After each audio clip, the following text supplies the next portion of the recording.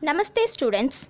A country without a memory is a country of madmen.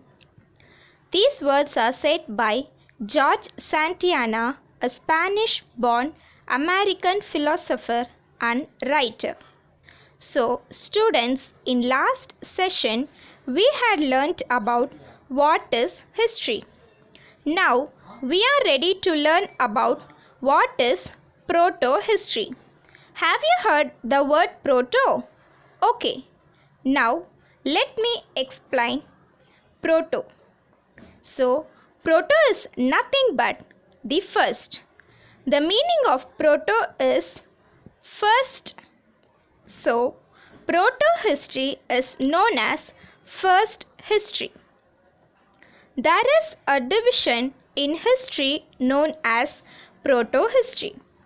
It means the period of there is no written words. Proto-history is the period between prehistory and history. So, as per that, we can understand the lifestyles of prehistoric people. Stone tools, rock paintings, fossils and other excavated materials.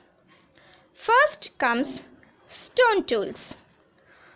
A stone tool is, in the most general sense, only tools made either partially or entirely out of stone. The next comes rock paintings. By hearing this word, all would have been having an idea that the paintings which is done on the rocks is called rock paintings. In your guessing, that is right. But its exact meaning is, in archaeology, rock art is human-made markings placed on natural stone. It is largely synonymous with partial art. Such artworks are often divided into three forms, that are petroglyphs, which are carved into the rock surface.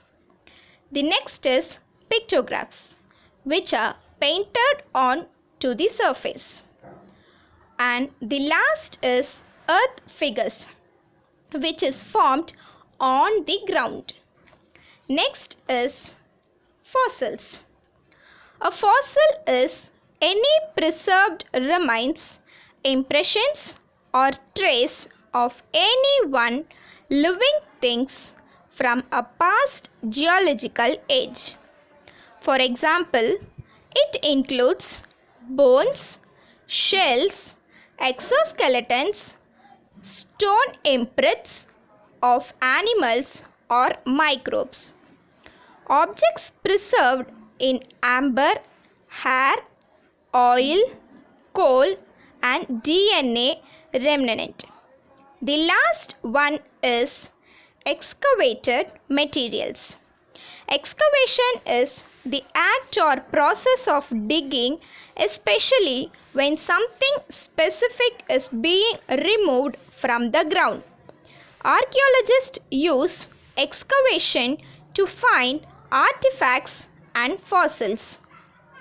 Moving on to the next is, we are having two sources under proto-history, that is archaeological sources and literary sources. First is archaeological sources. Coins, artifacts, monuments and inscriptions are called archaeological sources.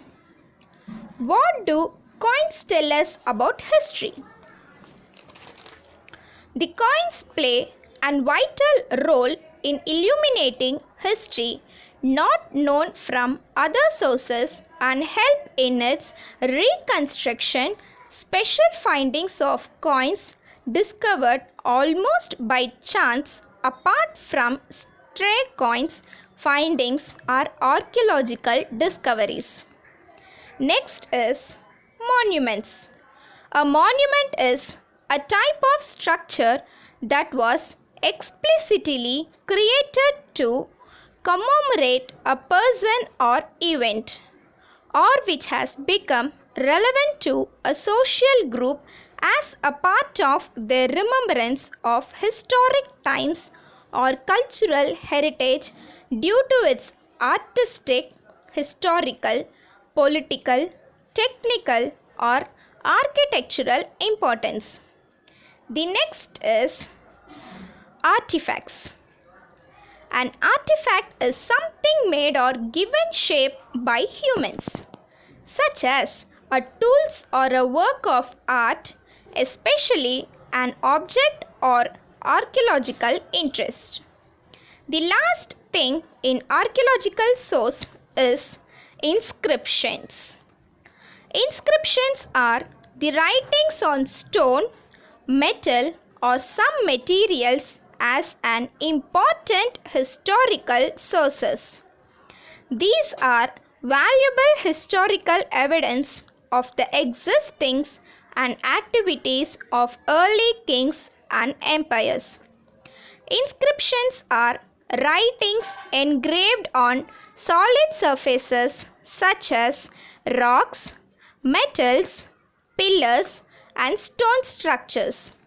Now, we are moving on to the second source known as literary source. Epics, poems, ballads, and folk songs are also called literary sources. Under this, first comes epics. The word epic is derived from the ancient Greek adjective epikos, which means a poetic story. Second is poems. A poem is a collection of spoken or written words that expresses ideas or emotions in a powerfully and imaginative style. A poem is comprised of a particular rhythmic and metrical pattern. The third is ballads. A ballad is a form of a verse, often a narrative set of music. Ballads derived from the medieval French chanson ballad, which were originally dance songs. Ballads were particularly characteristic of the popular poetry and song of Britain from the later medieval period under the 19th century. And the last and final thing in today's session is folk music. Folk music is a music that is played or sung by ordinary people, but not professional musicians. We say that the tradition is orally transmitted or handed down orally, meaning that the music is not written down but taught by speaking. Oral means belonging to the mouth. Every country has its own traditional music. So, students, up to this, I am concluding my session. Just we can recall our session. So, first what we had seen, we had learnt about proto-history. The second thing is lifestyle of prehistoric people by step we had learnt. The third is we saw the two sources under proto-history. And finally, we concluded our session by learning the two sources subdivisions in expansions. So today your home assignment is collect the pictures of stone tools, rock paintings, fossils, excavated materials, monuments, artifacts, inscriptions. You can paste the pictures of this in your note and can cut the pictures in your old history books also. So students, thank you.